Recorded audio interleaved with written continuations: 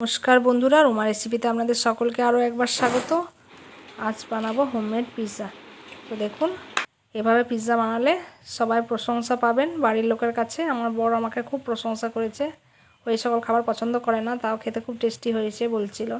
এই দেখুন, প্রথমে দুটো ডিমকে ফাটিয়ে নিয়েছি, তারপর স্লাইস পাউরুটি 5 পিস আমি এখানে নিয়ে নিয়েছি। তারপর এই প্রসেস আমি বানাবো, দেখতে থাকুন। এভাবে উল্টিয়ে নেব, তারপর উপরে টমেটো সস দিয়ে দেবো। এখানে আপনারা চাইলেন বাড়িতে যদি পিৎজা সস বানানো থাকে সেটাও ইউজ করতে পারেন। তো আমি তাড়াতাড়ি বানালাম, ওই জন্য পিৎজা সস ছিল না আমার বাড়িতে, আমি ওই জন্য টমেটো সসটা ইউজ করেছি। এই দেখুন, এটা দিয়েও খেতে দুর্দান্ত হয়। তারপর সমস্ত যে সকল সবজি খেতে ভালোবাসি, পেঁয়াজ, ক্যাপসিকাম, টমেটো, কাঁচা লঙ্কা কুচি, তারপর চিলি ফ্লেক্স, অরিগানো আর একটু গোলমরিচের গুঁড়ো দিয়ে দিলাম। তারপর চিজটা উপর থেকে ছড়িয়ে দিলাম। তারপর 5-7 মিনিটের মতো ঢেকে এটা কুক করতে দেবো, খুব কম আছে। তারপর যেই 5-7 মিনিট হয়ে এলো, ঢাকনা খুলে গরম গরম সার্ভ করব। তো চটজলদি, বাচ্চা বড় সকলেরই একটা প্রিয়। দোকানে অত টাকা দিয়ে কিনে খেতে হবে না, এটা বাড়িতে সহজেই বানানো যাবে।